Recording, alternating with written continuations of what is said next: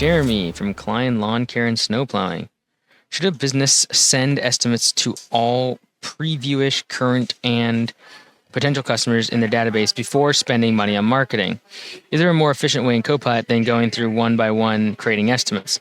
Some of the people in our database have been there over 5 years. How long should you leave an estimate open before concreting it rejected? Sometimes sending it to someone who didn't ask for one and you haven't had contact for years. Some of the people in our database may not have the same email address and or phone number. Is there something in the works in Copilot to notify the business when an email or text bounces back, never gets received by the customers? Okay, so currently there's nothing in the works around if a text or email bounces back to notify you. You can see it individually on their account, but it's not in the works right now to do that. In terms of how long to leave an estimate open, in my opinion, I'm going to keep harassing them until I get an answer. And then maybe after like 30 days, potentially, I mark it as lost or rejected. So your basic premise here of sending people estimates in your database, I think there's a lot of juice to squeeze before you start sending estimates to people that have not asked for one, that you're in your database and you haven't heard from them in years. So in my opinion, if you're going to do complimentary estimates, not a bad idea during your off season, but I'm going to be doing it for existing customers that I'm already on their property for recurring maintenance. I've served them definitely in the past like 6 to 12 months. I'm not going to go back 5 years in my database unless you have like 100 people in your whole system. If you have a more established business and you've been around for 5+ years, you probably have thousands of people in your database. There's a lot of higher quality leads than people that you haven't talked to in 5 years. And just randomly give them an estimate. I'd first start off with, how do I qualify these folks? So I'd be sending out emails and text blasts from Copilot to your entire database, and then taking the 30 or 40 people who ask for an estimate, and I'd be giving them a quote, taking the time to give them a detailed quote. Also, I will say that those messages, I watch what goes out from Copilot, and if you're sending a whole bunch of really fancy graphics and videos, I know you can embed a video into an email. I know you can do that inside of Copilot, and it's useful in some cases. But if you're sending out a marketing message and you're sending out embedded GIFs, videos, attaching images, attaching files, I've seen some people such like PDFs, you're going to have a reduced open rate.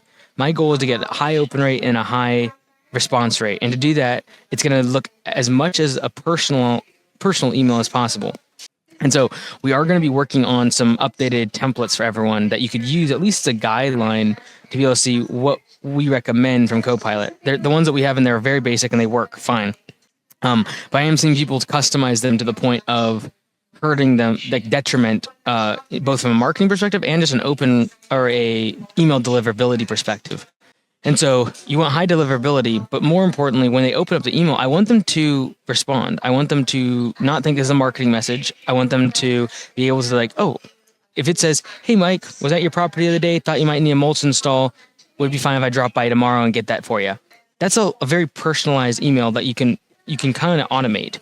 But the response rate and the open rate on that will be much higher than having a whole bunch of graphics, mulch, and a big button, and a video attachment, and an embedded YouTube video. So I would just be careful with that when it comes to mass messaging. And especially if you're doing what you're doing now, where you're going one by one, I would rather just send a mass message. It was text only, and it said very similar to what I just said. Hey, it's a great time to get your mulch installed. I'm just using mulch as an example. If you'd like that, go ahead and let us know. And you don't have to say, click this button. You don't have to say, respond back. Just let us know. That's common language people will respond back to. It's a high open rate because it's text only. I'm not going to throw a whole bunch of graphics or anything like that in there. Luis from Turf Green Lawn Care Services. Hey, Mike, my brother and I are business partners focused on recurring work. I'm strong on the admin and client communication side, and he's more hands-on with operations and fixing things. Can you help us map out what our roles should look like at different revenue ranges? For example, when one of us should get out of the field, what each of us should focus on as we grow, just trying to get a better idea of how we divide responsibilities as the business scales. So one thing I wanted to actually show you guys today, I didn't plan on doing this for this specific one, is if you go to mikeandys.com/AI, Feel free to ask these questions here as well, especially because I know sometimes waiting for the mastermind is not necessarily the best thing if you're trying to get a more instant answer. So I just want to kind of demonstrate it real quick. If you go here, you can just type in, I'm going to drop in that question. There's a whole bunch of other questions in here. And you can search there. A lot of times I see people in Copilot putting in screenshots of their KPI cockpit or your actual QuickBooks profit and loss statement. If you can put it in here just by clicking this little button here, and you will immediately be able to get a whole bunch of analysis from myself. And it's all automatic based on AI, but it's all trained on all the data and all the content I've ever put out. So feel free to put that in. Let's see what the AI says. All right. Here's how I'd map it out for you and your brother based on revenue stages. 0 to 500,000 in revenue. Your brother stays in control in the field, focus on production and quality control. He's the one ensuring jobs get done right and efficiently. You handle admin, client communication, and sales. Your focus is on keeping the pipeline full and managing customer relationships. You're also the one tracking numbers, revenue, profit margins, and capacity. 500,000 to 800,000. Your brother starts transitioning out of the field. You double down on sales and admin, looks like. 800,000 to $1 million, your brother is fully out of the field. You step into a leadership role, focus on strategy, marketing, and high-level client relationships. At this stage, you should also consider hiring a general manager or office manager to handle day-to-day admin and free up your time for growth. So this is exactly what I would say. Exactly how it breaks this down. 0 to 500,000, you do not both want to be out of the field. And you want to be spending as much time as possible actually producing revenue. As you've hit that 500 to 800,000, now one of you start getting out of the field. Once you're over 800,000, then potentially you afford the both of you out. So again, this is more or less to kind of exemplify the AI. So mikeandys.com/AI will take you there. But that's exactly what I would kind of break this down as. Until you hit 500,000, I am trying to optimize for time in the field and production hours. As you pass that 500,000 to 800,000, you start getting more space for a full-time overhead position. Now, if there's two of you, again, it's going to be still kind of split. But what's nice is you can kind of split your roles and responsibilities between sales, operations, and admin. So you don't really need both of you full-time. Until you start getting above $1 million, you're going to need that sales, operation, and admin roles filled with an office person, a general manager, and or operations manager, and then a salesperson or estimator. Cody McLeod from ProScape Lawn Care and Landscaping. We are booked out 5 weeks and have yet to hit spring rush or market this season. What do you tell the client when you're going to do an estimate? At what point do you break the bad news that it's going to be weeks? After you give them price, when you're on site with them? So what we do at Lawn Care Web Design, Home Service Web Design, and Augusta Lawn Care is the same. And that is, once customers start saying no to me, which again, keep in mind, 1 or 2 people saying no seems like a lot, when in reality, it might be 5 or 10%. So be careful with using verbiage like, everyone's saying no because I'm booked out so far. Like, are they? Or is it 1 or 2 people that happen to land on one day? So I'd say that first as a warning, because sometimes people will say that, and then I actually look at the numbers, and literally 2 or 3 out of 5 or 10 are actually saying that. But let's just assume that 60-70% of people, once they accept an estimate and you say, hey, I'm booked out 6 weeks, they say no. Let's assume that for a moment. Then what I'm going to do is I'm going to put a banner on my my website. And this is a reason why, like at Lawn Care Web Design and Home Service Web Design, we allow for unlimited edits. Because if you are booked out 5-6 weeks and people are saying no, I want to put a banner so they don't even submit an estimate request form. Because otherwise you're spending a whole bunch of time wasted on getting the estimate to the customer, meeting the customer, doing a design, all this other stuff, when potentially they're just going to decline you, and it's a bad customer experience. So we usually like to put it as a banner on the estimate request form on my website right at the top to prevent the lead from coming in. And then if you get down to like 3 or 4 weeks booked out, then you can just take the banner off. It takes 2 seconds. So that's what we recommend. Cody has another question. Why can't I attach a video to estimates? It says a 50-second video is too long. So it's not to do with the time of the video. It's about to do with the size of the video. So I believe it's 15 megabytes. And I believe almost all the email providers will allow 15 megabytes. Once you start getting about 18, 20 megabytes, Gmail, Hotmail, Outlook, some of them will start to block those from being attachments. So that's why it's 15 megabytes.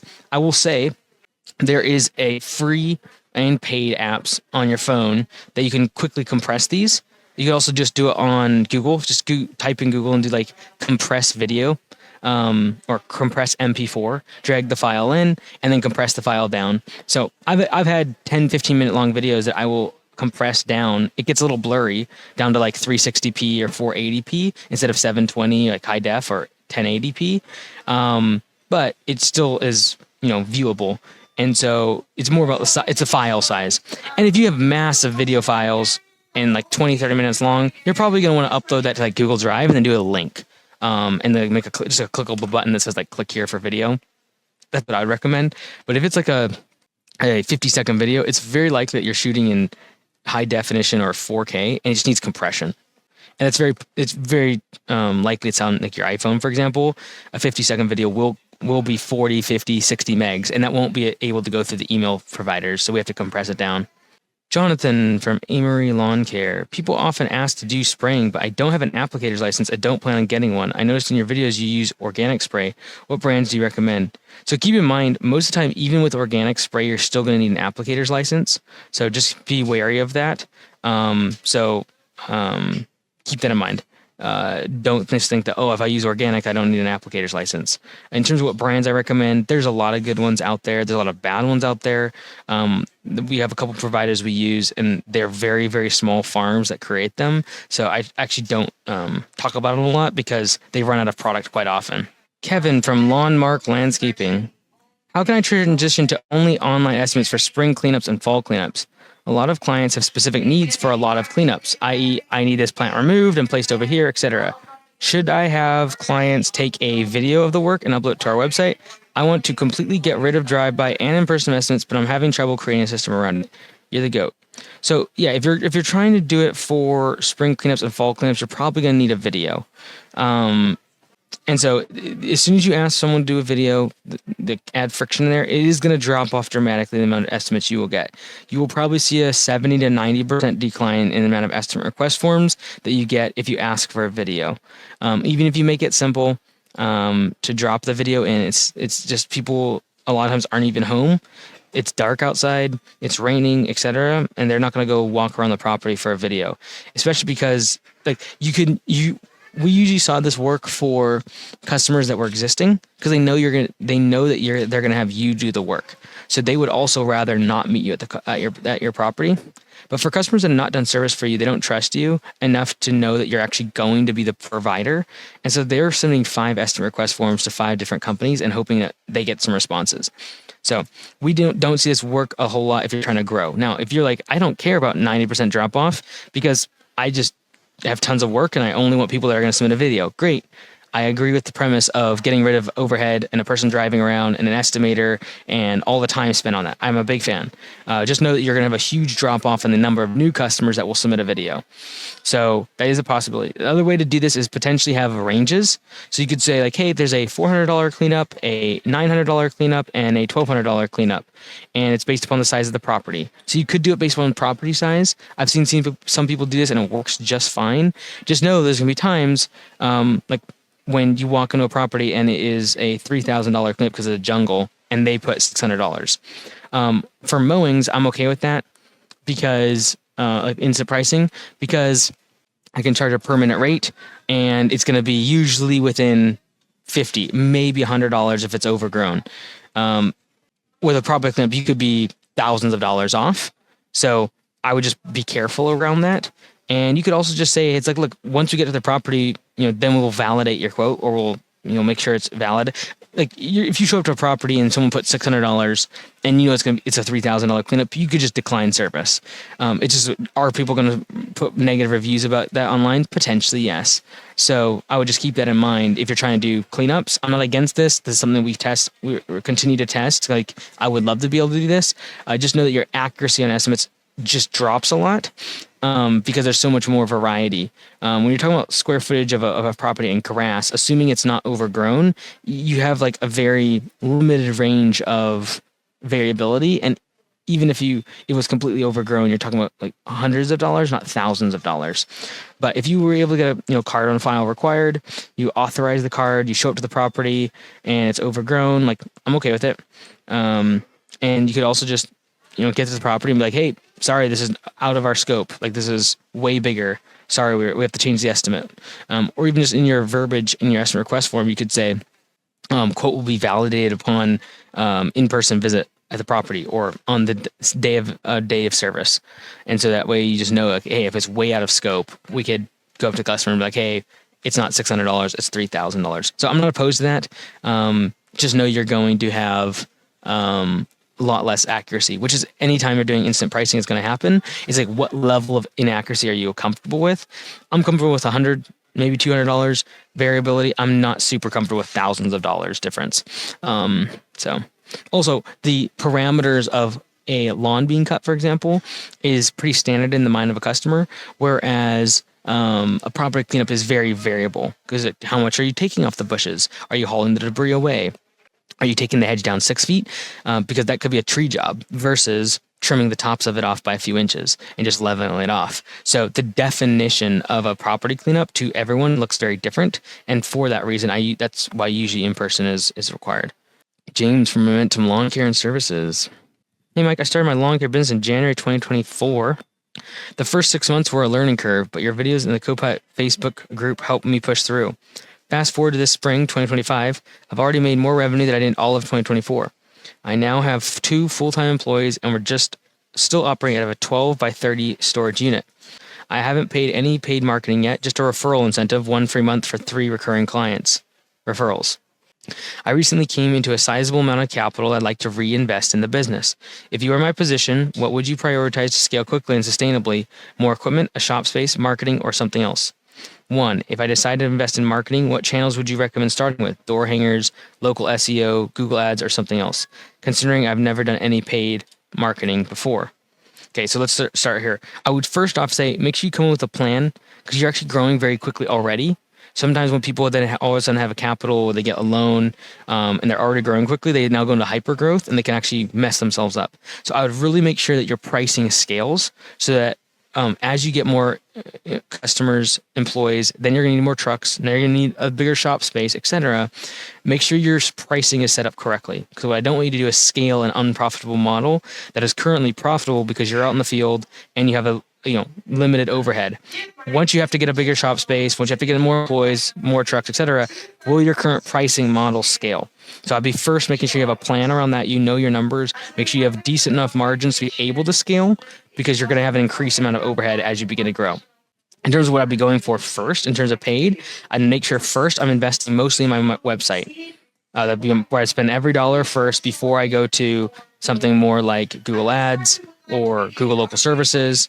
I would do those first. Those are intent-based marketing. The people are looking for my website. They're looking for my services. They're looking for my keywords. And then I move to something like door hangers or Facebook ads, etc.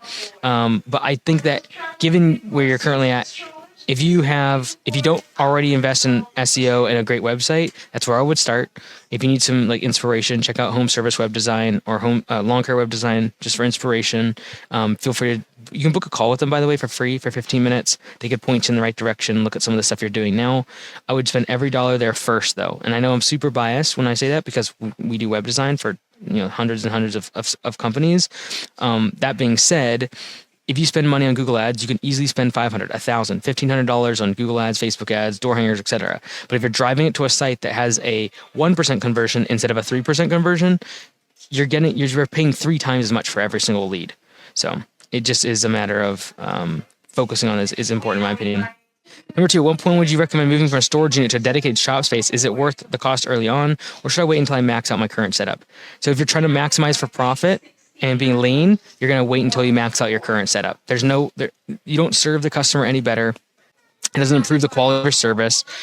The customer doesn't even see your shop space. So until you need to expand overhead, I'm going to try to reduce it as much as possible. Now, that being said, I don't know how sizable this amount of capital is that you're investing, but if you know you're going to get 2 or 3 trucks, if you know that within the next 12 months you're going to triple the business, maybe you go ahead and get ahead of it if you have a really good deal that you found.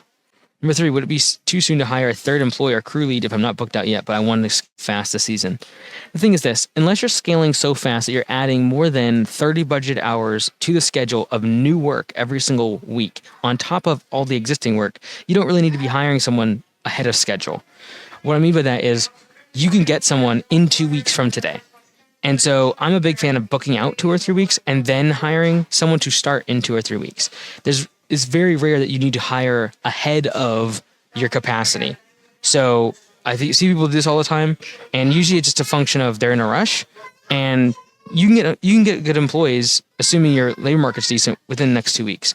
Now, what you could do if you have excess time right now is you could hire 3 people, start one of them in 2 weeks, another one in 4 weeks, another one in 6 weeks. You could also do that, anticipating the scale and the ramp in the future. Just realize that means doubling the amount of budget hours you're going to be doing in the matter of the next month.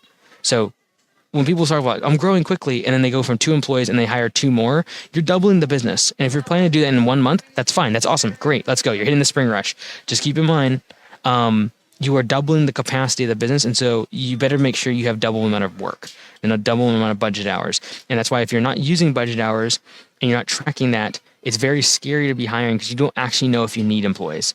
So track budget hours in every single job. I'd be thinking about 30 budget hours of completed work per 40 clocked hours in a week. And then using that as a measurement of, okay, I'm booked out 2 weeks, 3 weeks. Okay, I hit 2 weeks. I'm immediately going to go hire someone then, knowing that in 2 weeks, I'm going to start planning for an increase of 30 budget hours per week. So if right now your capacity is, let's call it 90 budget hours, so you and 2 employees, that's 30 for each of you. I'm going to wait until I have 90 budget hours in the schedule for the next 2 weeks. And then in 2 weeks, I'm going to start planning for 110, 120 budget hours. That means I can hire someone today and have them start in 2 weeks. Alex from Moran Cleaning. How do you set up instant pricing on the website? I've tried using Jotform, but I'm unable to look at it as easy as Augusta's instant price form. Also, I've heard you talk about pros and cons of instant pricing before the lead submit details. How would you track conversion rate if the instant price is before the lead submit details? You can't. You really can't. You have to track the conversion on the website. So the form will not be able to give you this information. What you have to track is how many people get to your website and then bounce. That's really the main way to do it. I've heard you mention to track number of jobs instead of leads, but I don't understand what you mean. Would you use jobs accepted divided by website visits? Love your content. Thank you. Okay, so if you're trying to sell cleaning services from your website, there are 2 ways to do this. One is you ask for their information. They click submit. It goes to a different page and it shows them the pricing. If you do that, that's totally fine. You're going to get the most number of contacts or leads inside your database. But what's going to also happen is there are going to be people that, if they saw your prices, would accept, but because they see submit information, they don't want to move forward and they don't want you to have their information. And there's about a 30% drop off there. Now, the alternative is you get their information, they see the pricing, but you don't get their lead information because there's no button that says submit information or continue, etc. So it's a double-edged sword. It's which one do you prefer? Do you rather get more leads and some of them not accepting, or do all of them coming through being accepted? So we see about the same amount of drop-off rate. And in terms of using Jotform, on Jotform, you can see how many people have started a form and then drop off. So what you might want to do is have a multi-page form where they submit their information, they click next, and then you can see how many people drop off inside that form and the conversion through that. So if you're doing really good, you'll usually get around 25 to 30%.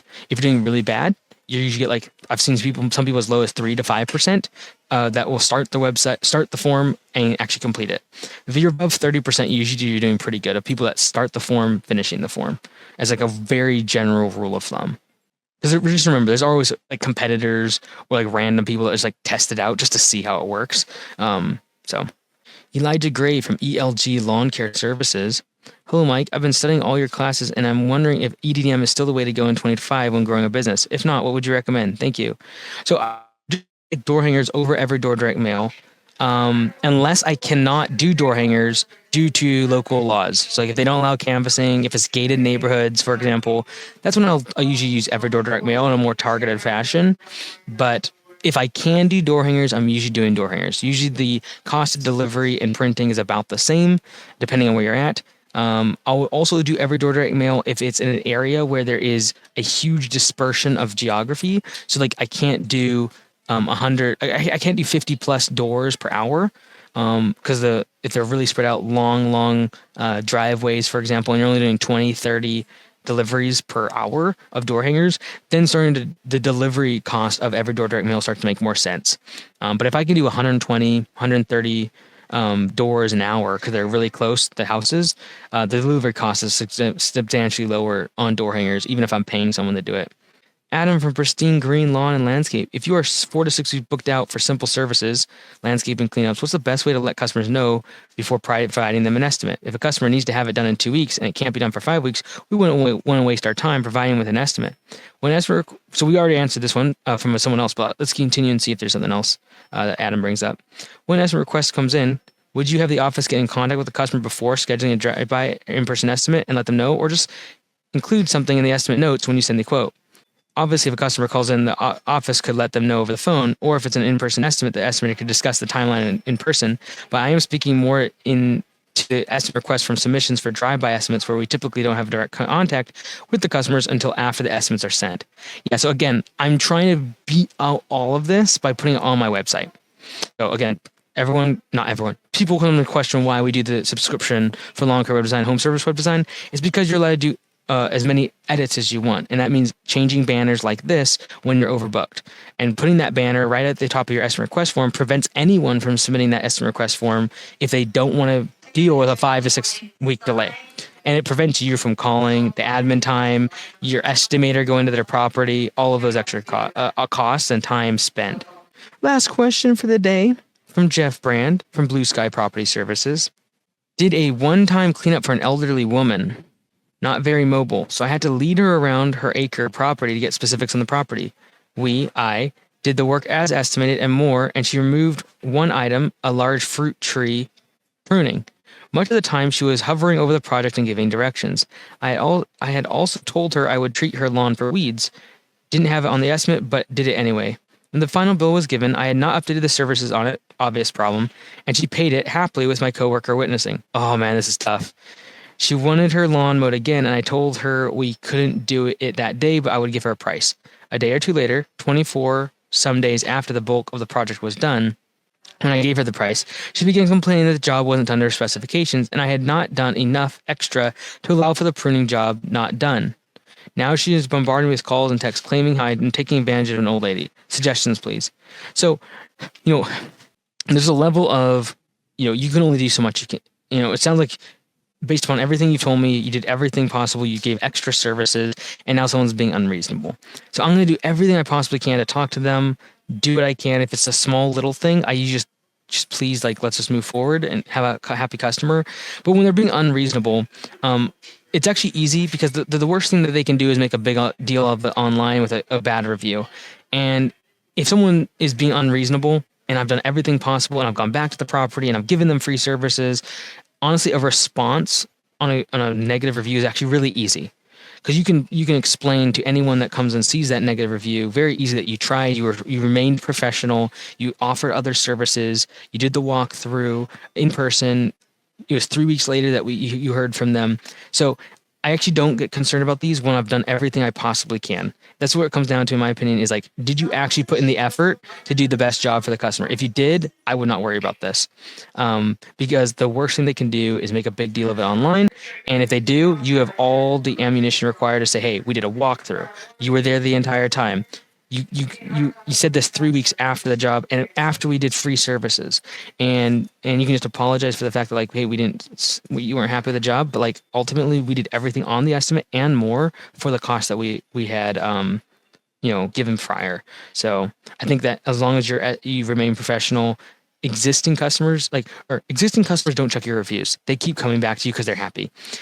Negative reviews are read by people that are potentially going to use your services. So when I'm responding to reviews, the only thing I care about is the new customer that's reading that review and then reading my response to it. So remain professional. Don't get in a back and forth with the customer, calling them names or calling them a liar. It does nothing. They're not coming back to you anyways. They don't like you. Just focus on the next customer that's going to read that review and then see your response. And just remain professional. Show that you did everything possible in your power to make them happy. You did free services. You did everything you needed. So that would be my recommendation. So, all right. Hope you all have a fantastic day. Walter, please get in touch with ATC and do a Zoom call. We'd love to go over the settings, make sure everything's set up correctly. And this coming week, we do have a little surprise in the light, along with fast follows on the estimate redesign that was done last month. Lots to come. So looking forward to it. Love you all and hope you have a fantastic weekend. Take care.